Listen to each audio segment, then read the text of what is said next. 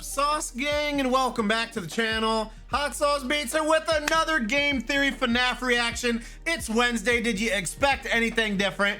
But today's special because we're on to another FNAF game for MatPat. And today that's going to be FNAF 6, Freddy Fazbear's Pizza Simulator, FNAF 6, No More Secrets. I'm beyond hype for this. I love when we get into a new game because that's when I really can start soaking in lore from that game. So, without further ado, before we jump into this, make sure you show MatPat at Game Theory some love by subscribing to his channel. And if you enjoy my reaction, smash that subscribe button because it greatly helps. But enough talking, let's get to reacting and roll that bomb ass intro. Hot Sauce Beats is finally here. Hot Sauce Beats is finally here. Eat, sleep, make beats. Eat, sleep, make beats. Hot Sauce Beats. Woo woo.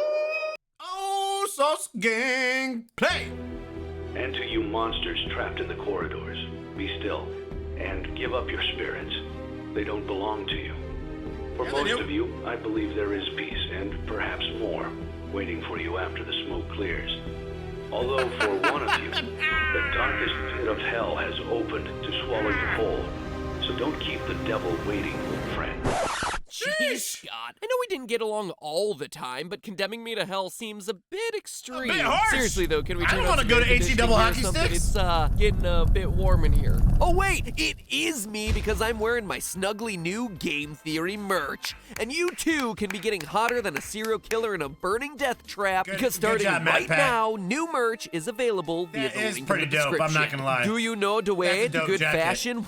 Well, I will show you the way because not only do we have this nifty hoodie with embroidered patches that make it feel like you're wearing a warm, stylish blanket. We also have new shirts with a stunning slimming design so you can look in the merch. Except for the underwear. I don't want to get arrested. Anyway, enough shilling. Let's talk about the end of this channel's most popular franchise. Let's go, because it's the Game Theory. Hello, Internet.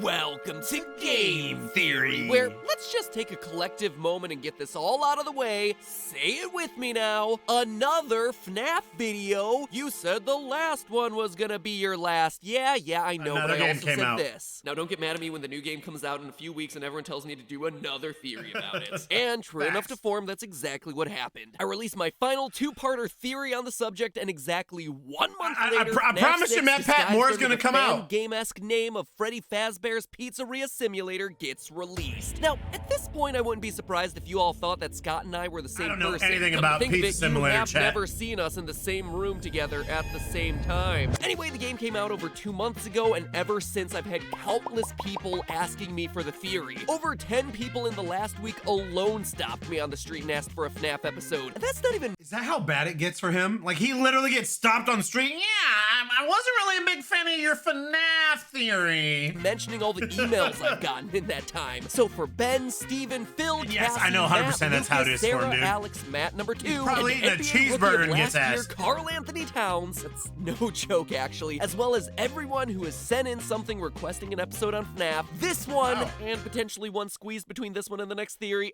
and maybe even a third one down the line at some point. Those are all for you. Now, FNAF 6 was a very different game from any of the ones that came before. Not because it had a weird roller coaster tycoon-esque metagame connecting all the security camera maintenance you've come to know and tolerate from this series, but because it's much more explicit than usual. This game has a lot of talking, accompanied by clear visual storytelling to reinforce what you're hearing. Meaning that dude, again, I don't know any lore at all about this because I think in Ultimate Timeline, and I'm probably forgetting some of it because I don't think he really dove too deep on this. This game are fairly easy to understand, which has got to be like a first for the entire. I'm not up there on Markiplier playing it, so I don't know. Filled with a sense of finale. Anything about this. It's clearly meant to tie up all the loose ends and serve as the last game of the series, or let me be clear, the last part of the series covering what I'm going to call the Purple Guy saga. It's like Dragon Ball Z up in here. You thought it was over. Which begins with a series of murders that result in animatronics coming to life, continues with the Afton family meeting with a series of terrible final fates, and ends with the spirits of everyone involved getting closure,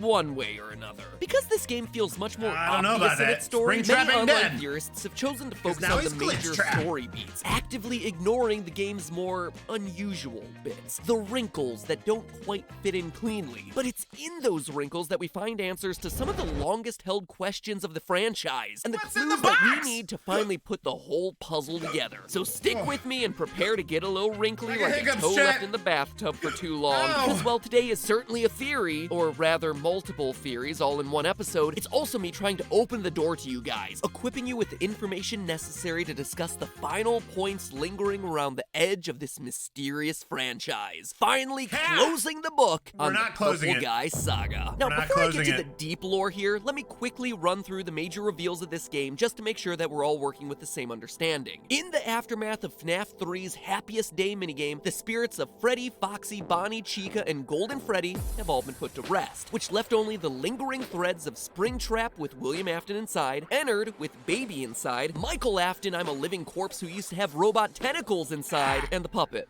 with nothing inside. Prior to the release of this game, Scott's two websites, scottgames.com and fnafworld.com, were talking to each other in their source code. that's a right. conversation which showed Baby and Ennard getting into a fight, and Baby basically right. getting voted out of the tribe, which is why in this new game the two are once again separate entities. Ennard in this game assumes the form of Molten Freddy, which, adding in this game's other new edition of Rockstar Freddy, brings the total number of different Freddy forms across the entire series to 12. 12! Wow. 12 different Freddys. Freddys alone. And you'll wonder why this game is confusing to talk about. Baby, meanwhile, I mean, let's not even talk about the fact that there's a book with lore and game with lore, and sometimes they're different, but sometimes they're the same. becomes Scrap Baby, complete with a I've lobster never claw and seen- roller skates because Scott was like, "Wee, it's my final game. I can make the designs whatever the hell I want never to." seen her. Springtrap now has a cleft chin, and heck, why not? There's a weird black bear named Lefty, because why the heck not throw a 13th bear onto the pile? Throughout the Why game, not? you're not only tasked with handling the best characters ever, featuring such standouts as #1 Crate and Mr. Hugs, but every night you'll find one of your old friends out in that back alley, and it's your task per paragraph 4 of your employment contract to salvage that animatronic, bringing them into your establishment.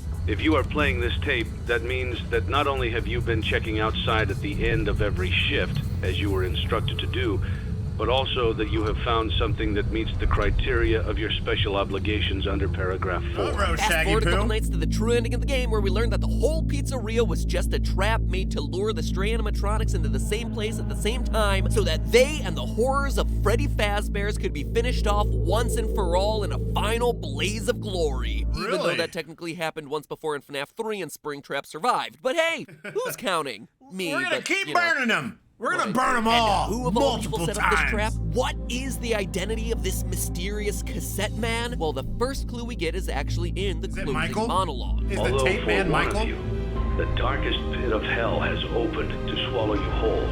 So don't keep the devil waiting, old friend. It's an old friend of William Afton's, Henry, no last name given. And if that lack of a last name sounds familiar, Henry, well, huh? it should. I mentioned this guy a lot during that dark period where I used information from the books for my sister location theories. In the book series, he's the animatronic genius who partnered with William to create the Freddy bots. And this isn't only speculation. One of the secret endings, the insanity ending, proves that this is Henry. If during the game Chat, what do you guys, what's your, let me know in the comments, what's your opinion on Pizza Simulator? you buy this freak show egg creature for way too much money, it causes your computer's power button to switch from green to blue. If you then hold the power button like you're starting the computer in safe mode, it causes a hidden recording to play. An audio tape that happens to be labeled I love hidden stuff, HRY. Henry. Henry. But the insanity ending shows us even more than just a light connection back to the novels. As Henry talks about his regret over ever helping William create the animatronics and his plan to lure everyone together to finish this off once and for all, we're shown a series of secret blueprints. Most of them provide a bit more detail into how this wacky world works. We're shown that Afton's scooper from Sister Location functions by infusing things with, for lack of a better term, soul energy, what Afton calls remnant.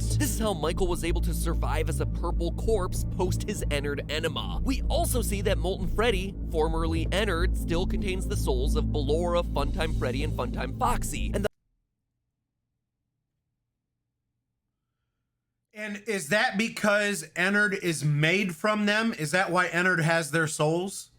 Because he's made from multiple, just like we're saying. Our mission under paragraph 4 is to specifically collect and destroy the Remnant once and for all. Remnant is destroyed by overheating, hence the fire at the end. We even learned the detail that literally no one was asking for, how to simulate children. The RASC, or Remote Activated Simulated C, I'm assuming stands for child, simulates body temperatures of 98.6 degrees and then runs around making child noises. Hence how you're able to lure all the murderous animatronics around in this game, and also probably FNAF 3. But what's most surprising is the final blueprint. Lefty, that oddball black bear that just showed up in this game. A bear that, according to its acronym, is programmed to lure something by emitting a bracelet code and then encapsulate it with a combination of lullabies and controlled shocks. A bear suit that was made by Henry that has the sole purpose of capturing none other than the puppet. You can even tell it's already accomplished its goal if you look closely at this rare screen you sometimes get when you boot up. Oh, yeah, dude. What? The puppet arm. The game, the signature striped arm of the puppet showing through the Lefty animatronic. But it doesn't stop there. If you buy and then play the security puppet minigame 3 times over the course of your week in the restaurant, you see a child trapped outside the pizzeria wearing a bracelet. The puppet, a security device of all things, is trained to respond to her specific bracelet code, green, and so it chases her outside only to find her dying in the alley. Short-circuiting from the rain that's pouring down around it, it lies down next to her, and the two fuse into one. And this lines up with exactly what we hear in the game's true ending. My daughter, if you can hear me, I knew you would return as well. It's in your nature to protect the innocent. I couldn't save you then, so let me save you now. It's time to rest, for you, and for those you have carried in your arms. Henry's daughter, the first— Wow, bro. Okay, dude, this is, I'm liking this. Victim is the puppet, the one who gave life to everyone that came after her and gave peace to their souls in FNAF 3. Finally confirmed after I'd been predicting it for 3 years since the release of FNAF 2. So there you have it. Henry from the books is now canon in the games. His daughter is the puppet trapped inside Lefty. Everyone, including Michael, dies in the FNAF 6 fire, and baby's name is established as Elizabeth in Henry's closing monologue. It's all pretty cut and dry. I mean, if you want to get really deep, the images on the walls in the alley are actually blurry contracts. You can tell based on the bullet points and oddly short paragraphs, which I have seen more than enough time to identify at a glance. And all of that relates back to that theme of what is paragraph 4, which has been Scott's calling card for this game. The creepy imagery of the ventriloquist and clown that you also see in the alleyway isn't teasing some new game like a lot of people have been assuming, but rather it's just an artistic recreation of the Afton family. William is the ventriloquist. The dummy, who looks exactly like him, represents Michael Afton, who, as we know, looks just like his father, just a smaller version of him, and has to parrot back a lot of what his father tells him to do. Elizabeth, aka Baby, is the clown, for fairly obvious reasons, and the bear on the leash is just Crying Child, a child who is trapped and held back by his family, who ultimately dies in the hands of Fredbear. FNAF 6 even I can see that. However, where's Mrs. Afton, though? I mean, there was Mama Afton was in it. Offers explanations for the inappropriate costumes that were mentioned by the phone guy calls from FNAF 3. Yeah, you remember those? Until replacements arrive, you will be expected to wear the temporary costumes provided to you.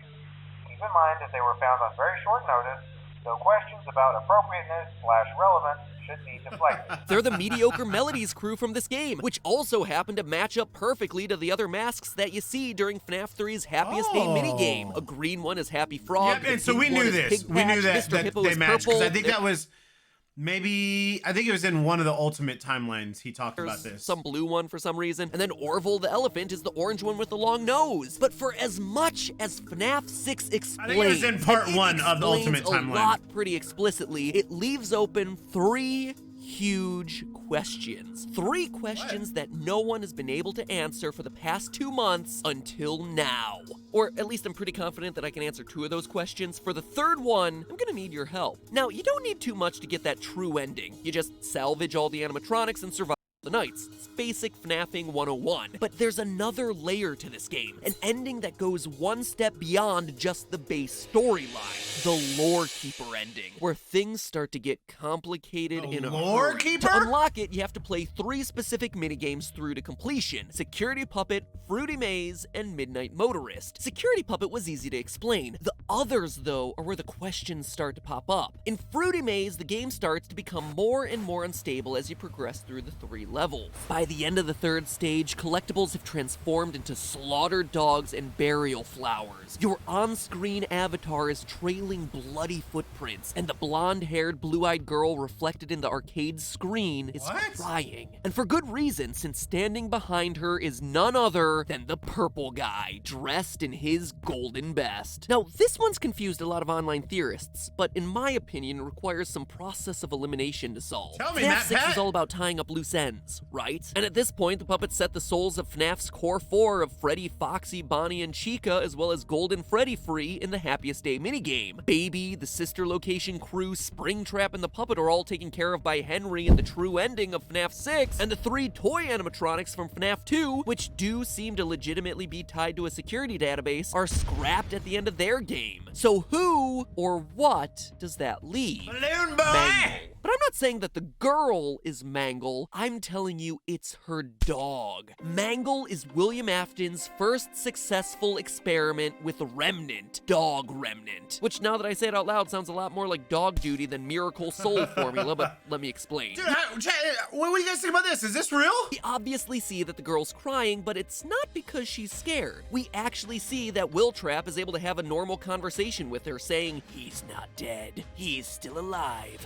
Follow me." She's crying because her dog died, as represented on the screen. And that's the he that William's referencing here. Your dog is not dead. He is still alive. And we have proof that William isn't lying about this either. It's an Mangle. odd detail that I've never talked about, which is pretty incredible that after so many of these darn videos, I'm still pulling out random factoids to piece into New this puzzle. facts? But in the Save Them minigame from way back in FNAF 2, you're in a building filled with 5 dead kids and Purple Guy. All the other animatronics are stationary except for one, Mangle. Alive and well, and unlike every other animatronic in the entire series, roaming around on all 4s. Even though Mangle technically walks around on 3 legs, but you get the point. A design decision so important that we see Scott keep it in Mangle's quest from FNAF 3 as well. Mangle is alive that's right. without the puppet giving him gifts or giving him life. So how is the Mangle animatronic moving in this moment? William, experimenting with animals and Remnant. And as we see in the Fruity Maze, William uses the fact that the dog is still alive to lure this girl to her death, allowing her to be reunited with her dog forever. For more proof, notice that the dead dog in the Fruity Maze minigame is actually... Chat, what do you think? I mean, he's selling me on this. He's selling me on this. I've never heard of it being the dog. I didn't even know that was a thing. I'm pretty sold. An eye, a detail that we see a chair with Mangle. Additionally, you ever notice how Mangle is the only animatronic that actually doesn't possess any human-like noises? The core 4 all feature moaning, sighs, or laughs at various points throughout the series. Ballora, Baby, Springtrap, and the Fun Times all talk. Even the Nightmare animatronics breathe, which is a whole nother can of worms I'm not opening up today, but Mangle just has garbled radio noises, almost like its cognitive functioning is much less than all the other possessed creatures in the series. So that's Fruity Maze, but then comes the biggie. Perhaps the most vague and bizarre moments from FNAF 6 come from the hidden Easter eggs in the final Lore Keeper minigame, Midnight Motorist. It starts simple enough. A top-down racer game, but glitch through an opening in the bottom of the track, and suddenly you're on a rainy drive through a rural tree-filled landscape, visiting a bar named Junior's, and eventually making your way to a lonely house hidden deep in the woods. Out pops the driver, and he's orange? Thanks, Scott. We finally solved the identity of Purple Guy, and you just had to throw in Who's one the final orange guy? monochromatic mystery man. Orange Guy? I like to call him Mustard Man. He charges into the house and rages at the fact that someone, presumably his son, has locked himself in his room. He goes around the back to find a way in, only to discover that the window is broken. Lock your door. Was that FNAF 4, right? Aren't they locked in? Locked in, right? pumpkin with a set of footprints and some bear tracks, leading to, quote, that place again. And that's it. The minigame abruptly ends there. No matter how many times you replay this game, it's always the same. It's weird, it's disturbing, and most of all, it's frustrating, since it seems to introduce all new characters in a game that's mostly about bringing every other character's story to a close. But are these truly new faces? Dude, no. we've never heard. Look first at the house. A lone house in a clearing surrounded by trees. Believe it or not, but we've actually seen this house before on the title screen to Fnaf 4. A lone house in a clearing surrounded by trees. Not only that, but both houses have two stories. Even the rooms look roughly the same. But now think back to a quote that I mentioned last episode about how Scott writes these stories. Quote, there have been other times, however, when my original intentions didn't come across clearly. In those instances, I make a point to clarify in the next game. FNAF 6 is all about clarifying. I'm proud of myself for getting that. Explaining the scooper, the puppet, and what's our connective tissue in this minigame? Someone sitting in a living room watching TV. And what did we see at the end of every night of Sister Location? Michael Afton going home after his shift to watch TV. That slouchy figure there may look like a balding grandma, but it's good old Mike Casual Bongos Afton himself binging on his Immortal and the Restless. And I can further prove it via his text. Scott has always roughly adhered to the convention of dialogue colors being important. And this final game is no exception to this rule. Green bouncer dude talks in green, orange guy talks in orange, and Michael Afton on the couch talks in gray. Exactly like he did when he was laughing at his crying brother back in FNAF 4. It's definitely a slightly different shade, but he's also the only one in the entirety of this series to speak in gray lettering. They also both wear gray shirts, only the truly fashionable match their t-shirt to their font color. Couple all of that with him watching TV, the FNAF 4 title screen house, which always has a TV in it, and the character being protective over some him, say a younger brother, and you have yourself the perfect portrait of the Afton family, which would make orange guy purple guy, otherwise known as William Afton. He's even got a signature purple car, the same one that we saw him use in the FNAF 2 Take Cake minigame before he killed off Henry's daughter. But why? Why would Scott choose to make William Afton some color other than purple for like the first time ever in the final game in the series? The answer is actually kind of mundane, because by this point in the series, there are two different purple guys, William and his son. It would have been confusing from a storytelling standpoint, though I do gotta say, Scott, it's not that much better, since now you're swapping in a whole new color for a character who's been represented by another color the whole time. It's a bit confusing. Anyway, what does all of this mean? Why, out of all things, did Scott choose to show us this random scene? What is he trying to explain about the story through the battle between an orange William Afton and a runaway child? All of that in just a few days. This video is really long already. Plus, in a game that tries to answer everything from the entirety of the series, what was in the FNAF 4 box? Was it truly left forgotten forever? Is Scott waiting to reveal its contents in a future game? Make sure you take a bite out of that subscribe button to find out those final answers, as well as the solution to perhaps the biggest question of them all, the Lore Keeper's final screen. After unlocking all of these glitched minigames, Scott presents us with a series of gravestones filled with names. Some familiar, and some not so much. So, who are they? What do they reveal about the story? And how can you help me to solve Five Nights' last and most closely guarded secrets? All of that next time. In the meantime, though, remember, Game Theory merch is now available. But hopefully by this point it's selling out faster than horror, far scarier than deadly animatronics. All right, let me bring you in, Sauce Gang. Bruh! I didn't realize there was so much lore with Pizza Simulator. I mean, essentially it changed that. Chat, seriously, let me know. What do you guys like? Hey, do you like Pizza Simulator? Is that one of the fun games, or is that one of the worst games out of all of the FNAF games? And what do you think about that lore? And yeah, why would he change the color? Dude, that doesn't make any sense. Even if there is two, you know, Michael and William Afton both as purple, if you keep the guy purple, you know it's one of those two. Orange, you would initially think it's somebody new, not that, oh, that must be William Afton. Like, what? That doesn't even make any sense, dude. But this definitely changes a lot. And again, adds the different characters, but then it got rid of some characters too. And I didn't realize Lefty was made to trap Puppet, so that's something new I learned. This got a lot of bold theories in it, dude. A lot of bold statements, but I love how like every theory now it's like, well, this is a good closing to FNAF. Bruh. It's May 2023 and you're still coming out with new ones. And we love it. I love it. Just like I love this, I had an absolute blast reacting to this. Let me know what you think. And if you enjoyed my reaction, please help support the channel by smashing that subscribe and like button. It's absolutely free and it greatly helps out the channel. Enjoy the rest of your day. And remember, it's eat, sleep, and make beats. And as usual, be kind to one another. That's all I got. Boom, I'm out. Gonna be love. What a sauce gang. Sauce gang.